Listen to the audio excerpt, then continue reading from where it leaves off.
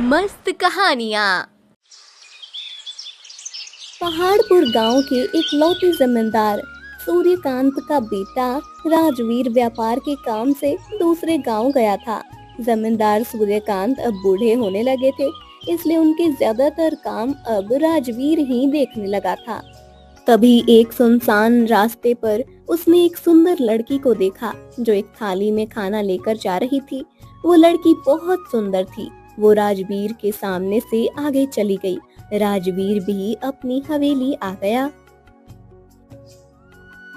राजवीर, हो गए सारे काम? हाँ पिताजी, पड़ोस के गांव में जितने भी व्यापारी हैं सबसे मिलना हो गया है। सब हमारे साथ व्यापार करने के लिए तैयार हैं। चलो अच्छा हुआ। हमारे गांव के किसानों को अनाज बेचने के लिए बहुत श्रम करना पड़ता है। यदि वो व्यापारी यहाँ आकर साथ ही सब अनाज लेकर जाएंगे तो उनकी बहुत सहायता हो जाएगी। इतना ही नहीं पिताजी, वो व्यापारी ज्यादा दाम देकर हमारे गांव में अनाज खरीदने वाले हैं, क्योंकि वो अनाज हमारे गांव में उगता है, वो उनके यहाँ नहीं उगता, इसलिए वो ज्यादा दाम देने के लिए भी तैयार हो गए हैं। यह तो और भी अच्छी बात है।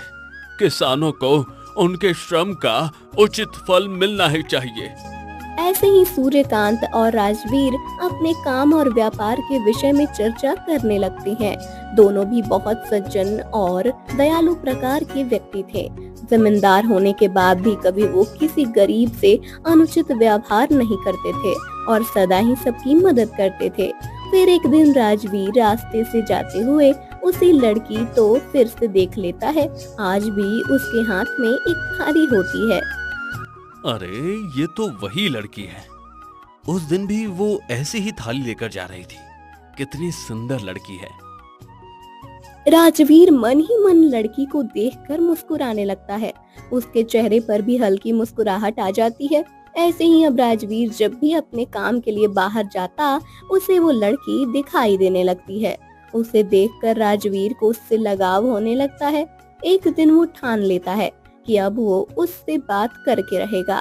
एक दिन जब वो लड़की हाथ में थाली लिए जा रही थी, तब राजवीर उसके सामने आता है। कौन हो तुम और रोज ये थाली लेकर कहाँ जाती हो?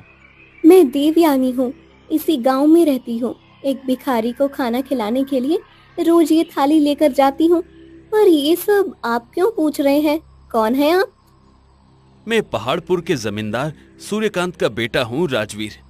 मुझे काम के सिलसिले में रोज इस रास्ते से आना जाना पड़ता है, तब मैंने तुम्हें देखा है। तुम बहुत सुंदर हो और मुझे तुमसे प्रेम हो गया है। ये आप क्या कह रहे हैं?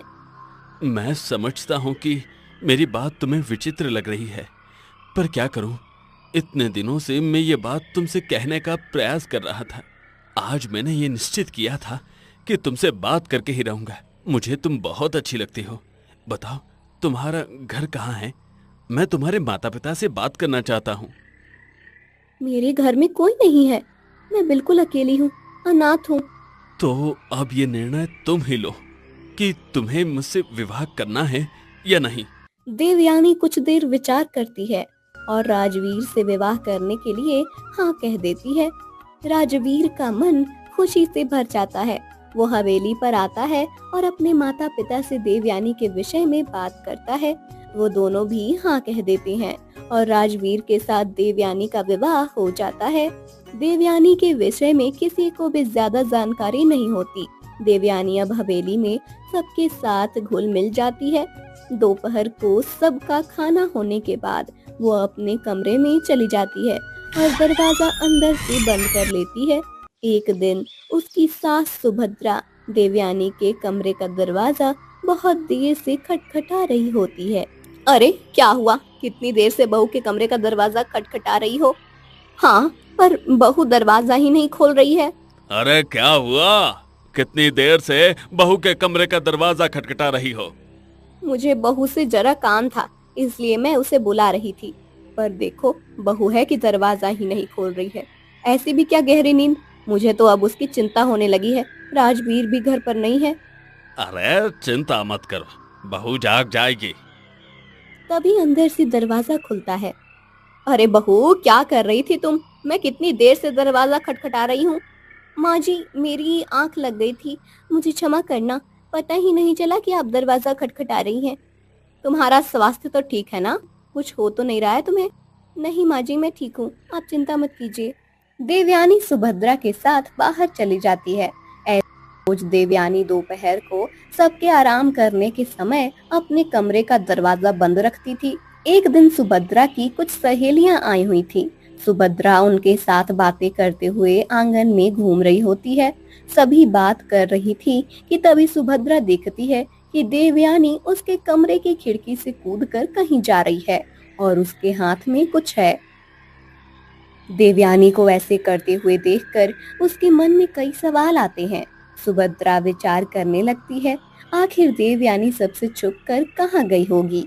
सहेलियों के जाने के बाद सुभद्रा रसोई में आती है। अरे ये क्या, खाना तो बहुत बचा हुआ था, पर अब तो यहाँ कुछ भी नहीं है। किसने खाया होगा सब खाना? सुभद्रा ऐसे सोच ही रही थी कि तभी देवयानी आ जाती है। माँ जी, आप जाकर बैठ जाइए, मैं शाम का खाना बनाती हूँ। ठीक है बहू। सुभद्रा बाहर आकर बैठ जाती है। तभी राजवीर आता है। सुभद्रा राजवीर को बाहर लेकर जाती है। और बेटा, तुमने हमें आकर कहा कि तुम देवयानी से विवाह करना चाहते हो, और हमने बिना कोई सवाल किए हाँ भी कह दिया। पर क्या माँ?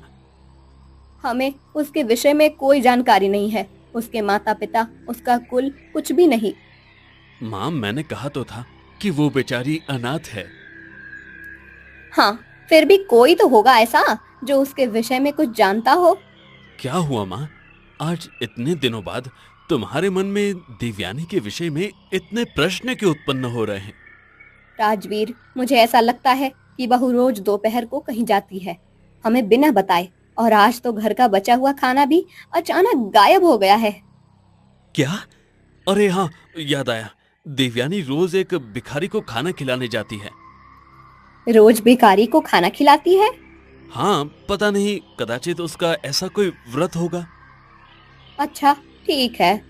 सुभद्रा को राजवीर की बात पर ज्यादा विश्वास नहीं होता, पर वो सोचती है कि उसे भी पूरा सच पता ना हो। वो अब देवयानी पर नजर रखने लगती है। अगले दिन जब देवयानी छुपकर अपने कमरे की खिड़की से कूदकर जाने लगती है, तब उसे सुभद्रा देख लेती है और थोड़ी दूरी बनाकर देवयानी का पीछा करने लगती है। पूरा रास्ता खत्म हो जाता है, पर देवयानी कहीं नहीं रुकती। सुभद्रा देखती है कि रास्ते में तो एक भी भिखारी नहीं है। पहाड़पुर के गांव का जो मंदिर था, वहां भी देवयानी नहीं रुकती और वन के मार्ग से जाने लगती है। ये देखकर सुभद्रा हवेली वापस आ जाती है। शाम होने के बाद जब राजवीर घर आता है, तब राजवीर, पूछो अपनी पत्नी से कि वो कहाँ और किससे मिलने जाती है रोज रोज। अरे माँ, मैंने तुम्हें बताया तो था कि देवयानी रोज भिखारियों को खाना खिलाने जाती है। अच्छा, अगर ऐसा है तो फिर वो सबको बताकर क्यों नहीं जाती? हमसे छुपकर कमरे की खिड़की से कूदकर क्यों जाती है? और कहाँ रहता है उसका वो भिखारी जो मुझे तो पूरे रास्ते दिखाई नहीं दिया? माँ जी, आप मेरा पीछा कर रही थी? हाँ, मैंने आज तुम्हारा पीछा किया, क्योंकि मुझे भी देखना था कि मेरे घर की बहू रोज रोज कहाँ जाती है। तुम तो भिखारी को खाना खिलाने गई थी ना, तो कहाँ है वो तुम्हारा भिखारी? मुझे तो ना वो पूरे रास्ते में दिखाई दिया और ना ही गांव के मंदिर में। तुम तो गांव को छोड़कर वन में कहीं जा रही थी। माँ जी, वो देवयानी, माँ ये क्या कह रही हैं?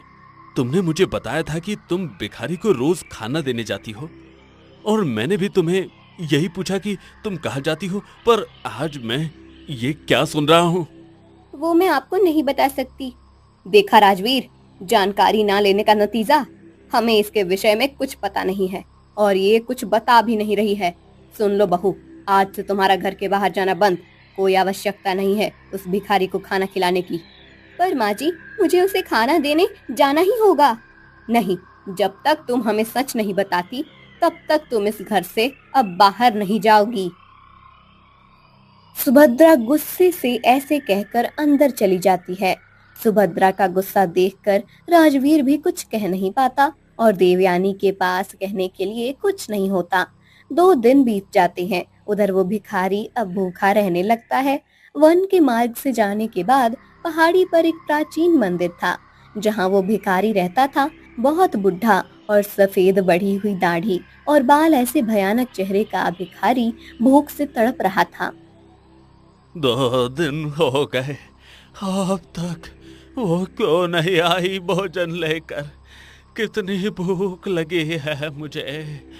आज तक ऐसा नहीं हुआ कि उसने मुझे भोजन ही नहीं दिया, परंतु अब क्या हुआ मुझे जाकर देखना ही होगा। मैं ज्यादा दिनों तक भूखा नहीं रह सकता। अरे मेरा ऐसे ही अंत होना उचित नहीं है। यदि मैं भूख के कारण मृत्यु को प्राप्त हो गया तो मुझे इस योनि से कभी मुक्ति नहीं मिलेगी। भिखारी कुछ देर विचार करता है। वन के मार्ग से जाते हुए देवयानी कहाँ होगी उसका विचार करते हुए वो पहाड़पुर गांव में पहुंच जाता है। उसे पहाड़पुर में पहुंचते हुए शाम हो गई थी और अंधेरा होने लगा था। भिखारी गांव के अंदर प्रवेश करता है और अंधेरे में उस भिखारी का चेहरा देखकर गांव वाले डर जाते हैं और अपने अपने घरों में चले जाते हैं। भिखारी देवयानी को ढूंढने के लिए सबके दरवाजे खटखटाने लगता है। कोई भी दरवाजा नहीं खोलता है। एक एक दरवाजा खटखटाते हुए आखिरकार भिखारी देवयानी के हवेली तक पहुंच जाता है। देवयानी आकर दरवाजा खोलती है। आप यहाँ क्यों आ गए? 2 दिन से मैं भूखा हूँ। तुम्हें ज्ञात है ना, मुझे केवल तुम ही भोजन दे सकती हो। फिर तुम मुझे भोजन देने क्यों नहीं आई? मुझे अभी भोजन दो, नहीं तो अपना दंड भोगने के लिए तैयार हो जाओ। ठीक है, आप रुकिए, मैं आपके लिए भोजन लेकर आती हूँ। देवयानी भिखारी के लिए खाने की थाली तैयार करती है। जैसे ही देवयानी भिखारी को थाली देती है, सुभद्रा उसका हाथ पकड़ लेती है। मैंने कहा था ना तुम्हें कि तुम घर से निकलकर भिखारी को खाना नहीं दोगी। पर माँ जी, मैं कहाँ मंदिर जा रही हूँ, ये तो खुद यहाँ आए हैं, इसलिए उन्हें खाना दे रही हूँ। तुम इस भिखारी को खाना नहीं दोगी, बस इस भिखारी के लिए तुम हम सबसे झूठ बोल रही थी, अब उसकी सजा भुगतो। देवयानी, यदि तुमने भोजन नहीं दिया तो आगे क्या होगा वो तुम जानती हो।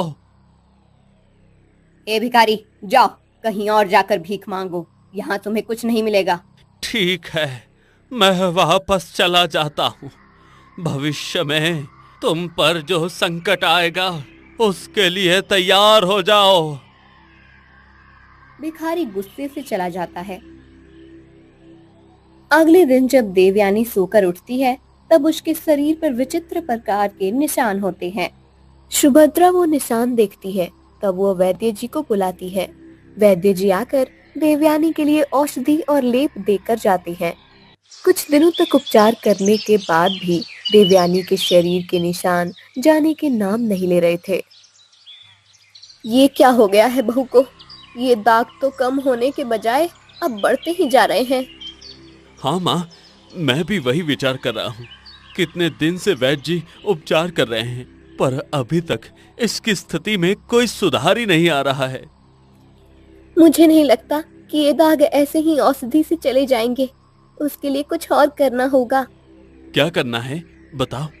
जब तक मैं उस भिखारी को खाना नहीं खिलाती तब तक ये दाग नहीं जाएंगे। पर ऐसा क्यों, वो मैं आपको बाद में बताती हूँ।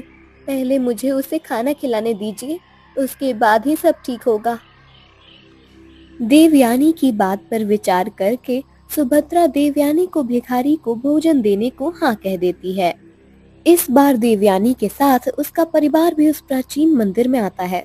देवयानी भिखारी को गर्म भोजन खिलाती है। भिखारी बहुत दिनों से भूखा होता है, इसलिए वो दोनों हाथों से खाना खाने लगता है। जैसे ही भिखारी खाना खाने लगता है, उसके एक एक निवाले खाने के साथ देवयानी के शरीर के निशान गायब होने लगते हैं। ये देख। ये सब क्या है देवयानी? इस भिखारी ने भोजन कर लिया और तुम्हारे शरीर के निशान चले गए? ऐसा कैसे हो गया? और ये मंदिर कितना पुराना है? मुझे तो इस मंदिर के बारे में कुछ पता भी नहीं था। मैं आपको सब बताती हूँ। ये भिखारी नहीं, एक साधु है जो कई साल इस मंदिर में पूजा करते थे। बहुत सालों पहले की ये बात है। साधु बाबा रोज मंदिर में पूजा पाठ करते थे। पूजा पाठ खत्म होने के बाद ये जल भी ग्रहण नहीं करते थे। उनका ऐसा नियम ही था। कई सालों तक वो उनके नियम का पालन करते आए थे। एक दिन उस मंदिर में इस राज्य की महारानी चंद्रकला आई थी। साधु उस समय स्नान करने गए थे। महारानी ने मंदिर में पूजा की और उनका अनुष्ठान पूर्ण होने के बाद साधु वहां आ गए। महारानी सबको प्रसाद दे रही थी। साधु को देखकर महारानी चंद्रकला उनके पास गई और साधु बाबा, ये लीजिए प्रसाद। नहीं महारानी, मैं अपनी पूजा पूर्ण होने तक जल भी ग्रहण नहीं करता। परंतु प्रसाद को ना नहीं कहते, ये भी आपको पता होगा। प्रसाद को ना कहना इसका अर्थ होता है कि किसी अपशकुन को निमंत्रण देना। साधु को प्रसाद खाना पड़ा और इनकी तपस्या टूट गई। साधु का नियम जो अब उनकी तपस्या बन चुका था, उसके भंग होने के फल स्वरूप साधु अचानक एक भिखारी में बदल गया। महारानी, आपके कारण मेरे इतने वर्षों का नियम भंग हुआ है, इसलिए अब मैं भिखारी बन गया हूँ। आपके कारण मेरी ये हालत हुई है, इसलिए अब तुम ही मुझे रोज भोजन दोगी। जब तक मैं फिर से अपने वास्तविक रूप में नहीं आता, तब तक मुझे रोज भोजन देना ये तुम्हारा कर्तव्य है। ठीक है साधु बाबा, मैं आपकी ये आज्ञा अवश्य पूर्ण करूंगी। ऐसा कहकर महारानी चंद्रकला मंदिर की सीढ़ियां उतरने लगती हैं। सीढ़ियां उतरते हुए महारानी का पैर फिसल जाता है और पत्थर से टकराकर महारानी पहाड़ी से नीचे गिर जाती है। पर इस सब का तुम्हारे साथ क्या संबंध है और तुम ये सब कैसे जानती हो? हाँ, भिखारी को तुम कब से जानती हो? मैं बताती हूँ माँ जी, वो महारानी चंद्रकला मैं ही हूँ। मेरे पिछले जन्म में मैं चंद्रकला थी। मेरे कारण से इतने सालों से साधु बाबा इस प्राचीन मंदिर में ऐसे भिखारी बनकर रह रहे हैं। क्या वो तुम थी? हाँ, मैं ही वो चंद्रकला हूँ। मेरे कारण ही अभी तक साधु बाबा की ये अवस्था है। पता नहीं उनका ये श्राप कब टूटेगा और फिर से वो साधु बन जाएंगे। देवयानी ने ऐसा कहा ही था कि अचानक वहां जोर से बिजली कड़कती है। भिखारी फिर से अचानक साधु बाबा में बदल जाते हैं। ये क्या चमत्कार है? साधु बाबा अपने असली रूप में आ गए। हाँ, मेरे नियम के टूटने के बाद मैं भिखारी बन गया था और उसी क्रोध में मैंने महारानी को अपने भोजन का दायित्व सौंपा था। परंतु दुर्भाग्यवश महारानी का उसी समय अंत हो गया और मुझे दिया हुआ वचन पूर्ण होने के लिए उन्हें फिर से जन्म लेना पड़ा। कदाचित तुम्हें पता नहीं होगा पुत्र, जो इच्छा हम इस जन्म में व्यक्त करते हैं, उसे पूर्ण करने के लिए हमें नया जन्म लेना ही पड़ता है। ये प्रकृति का नियम है और उसी के अनुसार महारानी को फिर से जन्म लेना पड़ा। परंतु दुर्भाग्य से उनके माता पिता ने उनका त्याग कर दिया। कदाचित कुछ सालों तक उनका पालन करना ये मेरा भाग्य था, इसलिए 8 सालों तक मैंने उनका पालन किया और फिर मैंने उन्हें सब सत्य बता दिया। साधु बाबा, इस बात पर मुझे अब भी विश्वास नहीं हो रहा है। सच में ऐसा हो सकता है? हाँ पुत्र, मैंने तुमसे जो कहा वो सत्य है। मैंने वेद और पुराणों का अभ्यास करके ही ये सब ज्ञान प्राप्त किया है और मैंने इस सब का अनुभव भी किया है। मेरा उदाहरण तो तुम्हारे सामने ही है। जो भी हुआ है उसमें देवयानी का कोई दोष नहीं है। ये सब तो उसके प्रारब्ध में लिखा हुआ था। आज मेरा रहस्य आपके सामने प्रकट हो गया और मैं अपने वास्तविक रूप में आ गया। अब मैं फिर से अपने पूजा पाठ में अपना जीवन व्यतीत करूंगा। आज के बाद देवयानी को मेरे लिए भोजन लाने की आवश्यकता नहीं है। साधु बाबा की बात सुनकर देवयानी को प्रसन्नता होती है। देवयानी और राजवीर साधु बाबा का आशीर्वाद लेकर चले जाते हैं। सुभद्रा को भी अब अपनी बहू के व्यवहार का सच पता चलता है और वो समझ जाती है कि देवयानी निर्दोष है। तीनों अपने हवेली चले जाते हैं और खुशी से रहने लगते हैं। मस्त कहानियाँ। किशन किसान की पत्नी शीतल बहुत ज्यादा बीमार थी। उसका इलाज करने के लिए किशन के पास पैसे नहीं थे। किशन अपना खेत पहले ही साहूकार के पास गिरवी रख चुका था। शीतल कई दिनों से बीमार थी और उसने अब बिस्तर पकड़ लिया था। यही सब सोचते हुए किशन चलकर अब फिर से साहूकार के पास जा रहा था, अपना बचा हुआ घर गिरवी रखने के लिए साहूकार के घर। मालिक, मुझे थोड़े पैसे चाहिए। अरे थोड़े थोड़े करके पहले ही तुमने कितना कर्जा उठाया है। पहले का कर्जा तो चुका नहीं पा रहे हो और अब नया कर्जा उठाने आए हो। क्या करूं मालिक, मेरी पत्नी की बीमारी का इलाज करना है, उसके लिए बहुत पैसे लग रहे हैं। अरे तुम्हारी पत्नी तो महीनों से बीमार है, छोड़ दो उसका इलाज करना। मुझे नहीं लगता कि अब वो ठीक होगी। ऐसा मत कहो मालिक, वो ठीक होगी या नहीं ये मुझे नहीं पता है, पर मैं उसे ऐसे ही मरने के लिए कैसे छोड़ दूं? जब तक मैं कर सकता हूं तब तक उसका इलाज करूंगा। आप मुझे बस पैसे दे दीजिए। जैसे तुम्हारी मर्जी, पर खेत तो तुमने पहले ही गिरवी रखा है, तो अब क्या गिरवी रखोगे? जी मैं अपना घर गिरवी रखता हूँ। अरे अगर कर्जा नहीं चुका पाए तो खेत के साथ घर भी हाथ से चला जाएगा, फिर क्या करोगे? भगवान की दया से ऐसी नौबत नहीं आएगी मालिक। साहूकार किशन को पैसे देता है और कुछ कागज बनाकर उस पर किशन के अंगूठे का छाप लेता है। किशन पैसे लेकर चला जाता है और साहूकार मन ही मन मुस्कुराता रहता है। पैसों की पोटली संभाल कर घर लेकर आता है। उसकी सुंदर बेटी कावेरी के हाथ में वो पोटली देकर कहता है, साहूकार से पैसे लेकर आया हूँ, अब तुम्हारी माँ का अच्छे से इलाज करवाएंगे। अरे आपने क्यों फिर से कर्जा उठाया है? अब मेरी बीमारी तो महीनों से ठीक नहीं हो रही है। ठीक नहीं है तो हो जाएगी, उसी के लिए तो लिया है कर्जा। अब तुम्हारा और अच्छा इलाज करवाऊंगा। अरे पर साहूकार ने ऐसे ही तो पैसे नहीं दिए होंगे। अब क्या गिरवी रखा आपने? अब इस घर के अलावा क्या है गिरवी रखने के लिए? अरे ये क्या अनर्थ कर दिया आपने।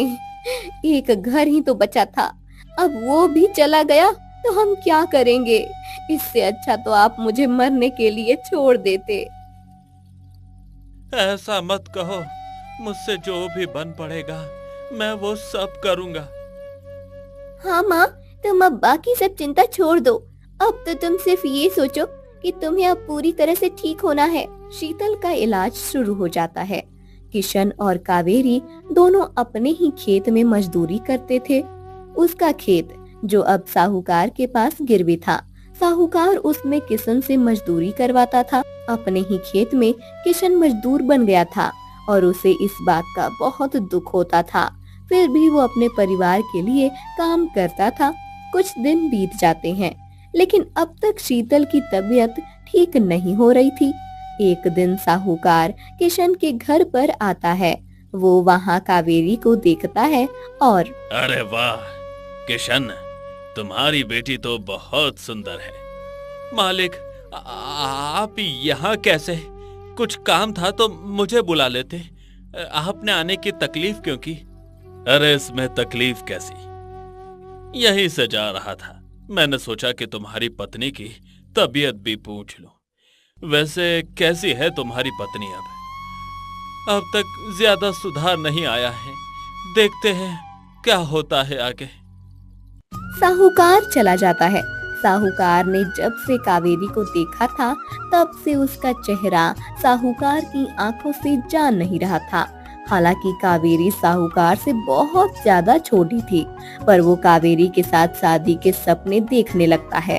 फिर कुछ दिनों के बाद साहूकार किशन के घर आता है। किशन, अब 2 महीने बीत गए, तुमने अब तक कर्जे की किश्त नहीं चुकाई है। हाँ मालिक, मैं कुछ दिनों में पैसे का प्रबंध करके आपके पास आने ही वाला था। हाँ, पर आए तो नहीं ना। अब देखो, मुझे नहीं लगता कि तुम कर्जा चुका पाओगे। नहीं नहीं नहीं मालिक, मैं आपका एक एक पैसा चुकाऊंगा, बस मुझे थोड़ा समय चाहिए। पर समय ही तो नहीं है मेरे पास। अरे मैं तुम जैसे गरीबों को जो पैसे कर्जे के तौर पर देता हूँ, वो अगर समय पर मुझे नहीं मिले तो मुझे भी तुम लोगों की तरह अपना सब कुछ बेचना पड़ेगा। नहीं नहीं नहीं मालिक, ऐसी नौबत नहीं आएगी। मैं जल्द ही आपके पैसे लौटा दूंगा। मेरे पास एक उपाय है। तुम अपनी बेटी की मेरे साथ शादी कर दो। हम दोनों की अगर शादी हो जाए तो मैं तुम्हारा सारा कर्जा माफ कर दूंगा। मालिक, अब आप अपने सीमा लांघ रहे हैं। मैं गरीब हूं पर लाचार नहीं। मैं कभी आपसे अपनी बेटी की शादी नहीं करवाऊंगा। आपके आधे उम्र की है मेरी बेटी। आप जैसे को मैं अपनी बेटी नहीं दूंगा। मुझ जैसे को कहने का क्या मतलब है तुम्हारा? मैं कोई ऐरा गैरा नहीं हूं। एक तो गरीब हो, मुझसे कर्जा लेकर मुझ पर ही रौब झाड़ रहे हो। अब देखो मैं क्या करता हूं। 7 दिन के अंदर अगर तुमने मेरा सारा कर्जा नहीं लौटाया तो तुम्हारा घर और खेत दोनों तुम्हारे हाथ से गए, समझो। साहूकार ऐसा कहकर चला जाता है। 7 दिन बीत जाते हैं। किशन साहूकार के पैसे नहीं लौटा पाता है। साहूकार अपने आदमियों को लेकर आता है। वो किशन के घर का सामान बाहर फेंकवा देता है। 2 आदमी किशन को मार पीट भी करते हैं। ये सब देखकर शीतल की तबीयत और ज्यादा बिगड़ जाती है। उसे बहुत ज्यादा तकलीफ होने लगती है। यह देखकर कावेरी बहुत डर जाती है। अपने माँ की तबीयत ठीक करने के लिए वो कुछ भी करने को तैयार थी और इसलिए वो किशन से कहती है, पिताजी, मुझे लगता है कि हमें साहूकार की बात मान लेनी चाहिए। नहीं नहीं नहीं, कुछ भी हो जाए लेकिन मैं तुम्हारी शादी उस दुष्ट साहूकार से नहीं करवाऊंगा। लेकिन उसके साथ शादी करके मैं तुम्हें दुख की खाई में नहीं बैठ सकता। पिताजी, मैं अपनी माँ की दुख और तकलीफ का कारण बन जाऊं, इससे अच्छा तो मैं उसके साथ शादी ही कर लेती हूँ। मेरा कुछ तो दुख कम होगा। हमें हमारा खेत और घर वापस मिल जाएगा। कावेरी किशन को समझाने लगती है। बहुत देर कावेरी की बात सुनने के बाद किशन मजबूरी में हाँ कह देता है। अगले दिन किशन साहूकार के पास आता है। आखिर आ ही गए ना मेरे पास भीख मांगने के लिए। मालिक, मुझसे भूल हो गई। मैं और मेरा परिवार आपकी बात मानने के लिए तैयार है। मेरी बेटी ने आपके साथ शादी करने के लिए हाँ कहा है। हाँ, अरे वाह, मतलब तुम्हारी बेटी तुमसे ज्यादा समझदार है। पहले अगर मेरी बात मान लेते तो मुझे उतना सब कुछ नहीं करना पड़ता। मेरे आदमी तुम्हारे साथ हाथापाई करते। चलो, देर आए दुरुस्त आए। मालिक, आज जो कुछ भी हुआ उसके बाद मेरी पत्नी की तबीयत और भी ज्यादा बिगड़ गई है। मुझे अब उसे बड़े अस्पताल में लेकर जाना पड़ेगा, इसलिए मुझे और भी पैसों की जरूरत है। अरे, तुम अगर अपनी बेटी की शादी मुझसे कर दो तो मैं तुम्हें मुंह मांगी कीमत देने को तैयार हूँ। नहीं नहीं नहीं मालिक, मुझे सिर्फ उतने ही पैसे चाहिए जिसकी अभी मुझे जरूरत है। ठीक है, मैं तुम्हें पैसे के साथ तुम्हारे खेत और घर के कागज भी देता हूँ। तुम्हारा सारा कर्जा माफ हो गया, समझो। आपका बहुत बहुत धन्यवाद मालिक। अरे, सिर्फ धन्यवाद से काम नहीं चलेगा। जल्दी शादी की तैयारी शुरू कर दो। खर्चे की चिंता मत करो। जितना भी खर्चा होगा मैं करूंगा। कावेरी जैसी सुंदर लड़की अगर मेरी बीवी बन रही है तो उसके लिए मैं पानी की तरह पैसे बहाऊंगा। साहूकार से अपने खेत और घर के कागज और पैसे लेकर अपने घर आता है। शीतल को बड़े अस्पताल में दाखिल करके किशन उसका अच्छा इलाज करवाता है। कुछ दिनों के बाद शीतल ठीक होकर घर वापस आती है। जैसे ही साहूकार को पता चलता है कि शीतल घर वापस आ गई है, साहूकार किशन के घर आता है। सासू जी, सुना है कि तुम अब पूरी तरह से ठीक हो गई हो। अब हमें शादी की तैयारी शुरू कर लेनी चाहिए। हाँ, आप सही कह रहे हैं, हम जल्दी ही शादी कर लेंगे। पिताजी, आप पंडित जी से कहकर जो भी पहला मुहूर्त निकलेगा वो निकाल लीजिए। हम अब और इंतजार नहीं कर सकते। लेकिन इतनी जल्दी शादी का प्रबंध कैसे होगा? आप बिल्कुल भी चिंता मत कीजिए, सारा प्रबंध हो जाएगा। कुछ ही दिनों में साहूकार और कावेरी की शादी की तैयारियां हो जाती हैं। शादी का मंडप किशन के घर के सामने ही सजता है। पूरे गांव में साहूकार और कावेरी की शादी के चर्चे होने लगते हैं। अरे बनवारी, तुमने सुना है किशन अपनी बेटी की शादी साहूकार से करवा रहा है?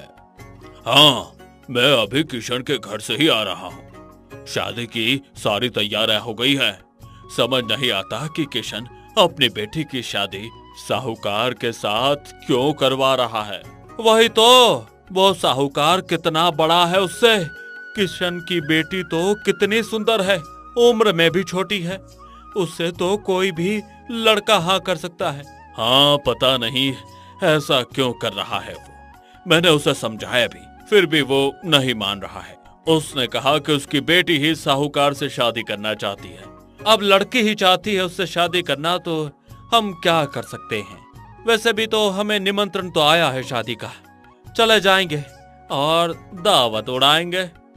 अरे निमंत्रण तो पूरे गांव को दिया है साहूकार ने। सुना है कि साहूकार की पहली पत्नी कई सालों पहले अचानक गायब हो गई थी, तब से वो अकेला ही है। हाँ, शायद उसके भाग्य में कावेरी जैसी सुंदर लड़की लिखी होगी। हरिया और बनवारी दोनों हंसते हुए अपने अपने घर चले जाते हैं। शादी का दिन आता है। साहूकार ने कावेरी के लिए सुंदर सुंदर कपड़े और गहने भेजे थे, जिन्हें पहनकर कावेरी और भी ज्यादा सुंदर लगने लगती है। उसे देखकर किशन और शीतल को बहुत खुशी तो होती है, पर वो साहूकार की पत्नी बनकर उसके घर जाने वाली है, ये सोचकर उसी समय दुखी भी हो जाते हैं। उन्हें दुखी देखकर, पिताजी, आप दोनों दुखी मत होइए। मेरे साथ जो भी हो रहा है उसे ईश्वर की इच्छा समझकर हमें मान लेना चाहिए। उसी में हम सब की भलाई है। मैं नहीं चाहती कि साहूकार फिर से आकर आपको तंग करे। मैं उसकी हो जाऊंगी तो वो आपको परेशान करने का विचार भी नहीं करेगा। लेकिन बेटी, हमारे कारण तुम अपने आप को दुख की खाई में धकेल रही हो, ये सोचकर ही हमें ज्यादा दुख हो रहा है। माँ, अब ये सब सोचने का समय नहीं है। मैं अपने माता पिता की दुर्दशा नहीं देख सकती। उस दिन उन्होंने पिताजी के साथ कितना बुरा व्यवहार किया था। अगर फिर से उन्होंने पिताजी के साथ मारपीट की तो हम क्या करेंगे? इससे अच्छा तो मैं उनके घर ही चली जाऊं। चलिए, हमें मंडप में जाना है। शीतल और किशन की आंखों से आंसू बहने लगते हैं। कावेरी भी रोने लगती है। सभी शादी के मंडप में आते हैं। साहूकार पहले से ही मंडप में मौजूद होता है। पंडित जी शादी की विधि शुरू करते हैं। उसी समय एक सुंदर औरत उस मंडप की तरफ चलकर आ रही होती है। उस औरत की साड़ी और गहने देखकर कोई भी कह सकता था कि ये किसी बड़े घराने की औरत होगी। वो औरत मंडप में आकर रुकती है और, रुक जाइए पंडित जी, ये शादी नहीं हो सकती। सामने जो औरत खड़ी थी उसे देखकर साहूकार हक्का बक्का रह जाता है। किसी को समझ नहीं आता कि वो कौन है। आप कौन है देवी जी, और ये शादी क्यों रुकवा रही हैं? पंडित जी, मैं सुलोचना हूँ, साहूकार जी की पत्नी। क्या? साहूकार की पत्नी? एक पत्नी के जिंदा होते हुए साहूकार जी आप दूसरी शादी कर रहे हैं, वो भी इतनी कम उम्र की लड़की के साथ? वो मैं। अरे क्या, मैं अरे क्या मैं वो कर रहे हो? सीधे से मान क्यों नहीं लेते कि मैं तुम्हारी पत्नी हूँ जो सालों पहले अचानक से इस गांव से गायब हो गई थी। बहन जी, आप सच कह रही हैं? आप मालिक की पहली पत्नी हैं? हाँ, मैं इसकी पहली पत्नी हूँ। आप सब नहीं जानते, ये बड़ा लालची आदमी है। मेरी सुंदरता देखकर मुझसे इसने शादी की। मेरे मायके वाले भी इतने बड़े घर में मेरी शादी हो रही थी। मेरे मायके वाले भी इतने बड़े घर में मेरी शादी हो रही है, ये देखकर बहुत खुश थे। उनसे जितना बन पड़ा उन्होंने सब किया, पर ये दहेज के लिए उनके पीछे पड़ा हुआ था। जब मेरे पिता उसे जितना चाहिए था उतना दहेज नहीं दे पाए, तब ये रात को चुपचाप सबसे छुपकर मुझे मेरे मायके छोड़ आया। उस दिन के बाद इसने पूरे गांव में ये बात फैलाई कि मेरी पत्नी अचानक कहीं गायब हो गई है। इसने मुझे ढूंढने का नाटक भी किया। कुछ सालों बाद सब ये बात भूल गए और अब ये इस लड़की की जिंदगी खराब करने वाला है। जिंदगी खराब नहीं कर रहा हूँ।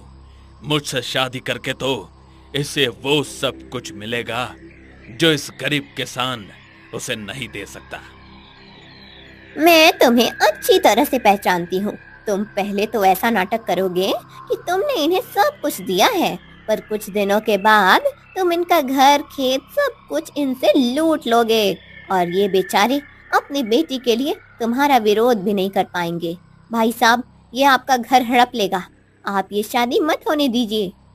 मैं इसे शादी नहीं करवा सकता जहाँ लड़की किसी दबाव में आकर शादी करे। सभी गांव वाले आपस में बोलने लगते हैं। अब सबको साहूकार और कावेरी की शादी का कारण समझ आता है। किशन सबको ये भी बता देता है कैसे साहूकार ने उसे मजबूर किया कि वो अपनी बेटी की शादी उससे करवाए। ये सब सुनकर सभी गांव वाले गुस्सा हो जाते हैं। साहूकार, ये आपने ठीक नहीं किया। अपनी उम्र की आधी उम्र की लड़की को ऐसे मजबूर करने में आपको जरा भी शर्म नहीं आई? हाँ, ये तो अच्छा हुआ कि सब बात अभी सबके सामने आ गई, नहीं तो गांव वाले तो बेचारी कावेरी को दोष दे रहे थे कि उसने पैसों के लिए आपसे शादी करने की जिद की है। बहुत बोल रहे हो तुम सब। मत भूलो कि तुम सबकी जमीनें और घर मेरे पास गिरवी हैं। साहूकार की ये बात सुनकर सब चुप हो जाते हैं। सबने साहूकार से कर्जा लिया था और वो अब तक चुका नहीं पाया था, इसलिए कोई साहूकार का विरोध नहीं कर पाता। उन सबको चुप बैठा हुआ देखकर साहूकार की पहली पत्नी सुलोचना फिर से कहती है, चुप मत रहिए। आपके सबके कर्जे तो आपने कब से चुका दिए हैं, लेकिन ये लालची आदमी आपसे धोखा कर रहा है। सुलोचना की ये बात सुनकर सभी और भी ज्यादा गुस्सा हो जाते हैं। सभी सुलोचना के पास आकर खड़े हो जाते हैं और सुनने लगते हैं कि वो अब आगे क्या कहने वाली है। सुलोचना सबको बताती है कि कैसे साहूकार गांव वालों के जमीन के असली कीमत से ज्यादा कीमत के कागज बनाकर उन्हें कम पैसे देता था और उन्हें कहता था कि अब तक उनका कर्जा चुकता नहीं हुआ है। इसका मतलब है कि साहूकार हमें जितना पैसा देता है उससे कई गुना ज्यादा के कागज बनाकर हमें मूर्ख बनाता है। हाँ, हमें कहता रहता है कि अभी तुम्हारे पैसे देने बाकी हैं, पर सच तो ये था कि हमें पढ़ना नहीं आता। उसी बात का ये फायदा उठाता है। हम सब आज तक आपको मालिक कहकर बुलाते थे, पर आपने तो हमारे साथ बहुत बुरा किया है। ये तो अच्छा हुआ कि सही समय पर आपकी नीयत पता चल गई, नहीं तो मेरी बेटी को पता नहीं क्या सहना पड़ता। आपने मेरी दुर्दशा की, मेरी मजबूरी और बुरे हालात का फायदा उठाया। आपने ये अच्छा नहीं किया। साहूकार की सच्चाई पता चलने के बाद सभी गांव वाले गुस्से से उसकी तरफ बढ़ने लगते हैं। साहूकार समझ जाता है कि अब वो नहीं बच पाएगा। गांव वाले उसे पीट कर रहेंगे। वो अपने आप को बचाने के लिए अपनी हवेली की तरफ भागता है। उसे भागता हुआ देखकर सुलोचना और कावेरी हंसने लगती हैं। अपनी बेटी के चेहरे पर हंसी और खुशी देखकर किशन और शीतल भी खुश हो जाते हैं। कावेरी, अब तुम निश्चिंत हो जाओ, वो दुष्ट तुम्हें परेशान नहीं करेगा। पूरे गांव के सामने आज उसकी जो बेइज्जती हुई है, उसे देखकर वो अब गांव वालों से कभी कोई ओझी हरकत नहीं करेगा। आपका बहुत बहुत आभार। आज आपके कारण ही मैं उस साहूकार से बच गई हूँ। सुलोचना साहूकार की हवेली जाने लगती है। रास्ते में खड़े सब लोग सुलोचना को मालकिन मालकिन कहकर उससे मान देते हैं। सुलोचना भी सबसे हाथ जोड़कर अभिवादन करती है। सुलोचना सभी गांव वाले के जमीन और खेत के कागज उन्हें लौटाकर उन सब का कर्जा माफ कर देती है। साहूकार कुछ नहीं कर पाता और चुपचाप सबसे माफी मांगता है। सुलोचना पूरे अधिकार के साथ साहूकार की हवेली में रहने लगती है। उस दिन के बाद किसी भी किसान की ऐसी दुर्दशा नहीं होती जैसे किशन की होने वाली थी।